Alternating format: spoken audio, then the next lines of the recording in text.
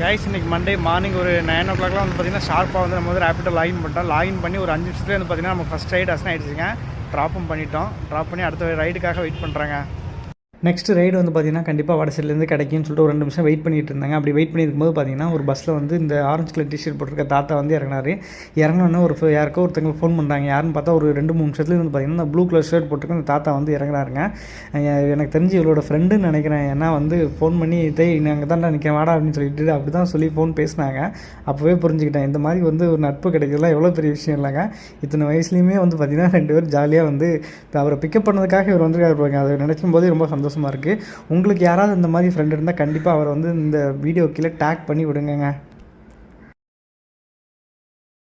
Time வந்து பார்த்திங்கன்னா ஒரு 10:20 ஆகுதுங்க. இது வரைக்கும் நம்ம வந்து பார்த்திங்கன்னா ஒரு 5 ரைடு வந்து கம்ப்ளீட் பண்ணியிருக்கோம். இன்னும் ஒரு 2.5 hours இருக்குது. வெயிட் பண்ணி பார்க்கலாங்க. இன்றைக்கி எவ்வளோ ரைடு இருக்கான்னு சொல்லி அப்டேட் பண்ணுறேன் உங்களுக்கு. 11:30க்கு மேலே வந்து பார்த்திங்கன்னா ஒரு பிக்கப் வந்து பார்த்திங்கன்னா நம்ம வடசேரி பஸ் ஸ்டாண்டில் தான் பிக்கப் வந்து ஆர்டர் வந்து புக் ஆகிருந்தேங்க. சரின்னு சொல்லிட்டு நானும் கஸ்டமரை போய் பிக்கப் பண்ணலாம் அப்படின்னு சொல்லி போயிட்டு இருந்தேன். பயங்கரமான வெயில்.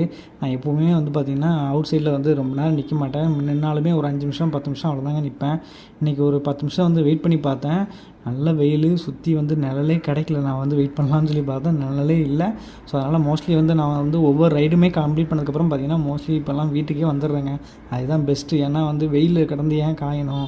ஸோ அதனால் வீட்டுக்கே போயிடுறது நல்லதுன்னு சொல்லிட்டு வீட்டுக்கே வந்துடுவாங்க எப்போவுமே.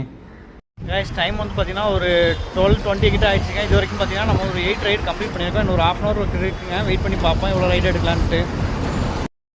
கைஸ் டைம் வந்து பார்த்திங்கன்னா இப்போ ஒரு 1 o'clock ஆகுதுங்க. கிட்டத்தட்ட வந்து பார்த்திங்கன்னா மார்னிங் 9 o'clockலேருந்து 1 o'clock வரை நம்ம வந்து ரேப்பிட்டோ லாகின் பண்ணியிருக்கோம். இந்த 4 hours வந்து பார்த்திங்கன்னா நமக்கு வந்து 9 ரைடு அசன் ஆகிடுதுங்க. இந்த 9 ரைடில் வந்து கிடச்சி நமக்கு இன்கம் வந்து பார்த்திங்கன்னா 350 rupeesங்க.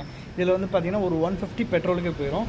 பேலன்ஸ் வந்து ஒரு 200 rupees வந்து நமக்கான இன்கமாக இருக்குங்க. இந்த வீடியோ உங்களுக்கு பிடிச்சிருந்தா கண்டிப்பாக லைக் பண்ணிக்கோங்க, ஷேர் பண்ணிக்கோங்க, மறக்காமல் சப்ஸ்கிரைப் பண்ணி சப்போர்ட் பண்ணுங்கள். Thank you friends.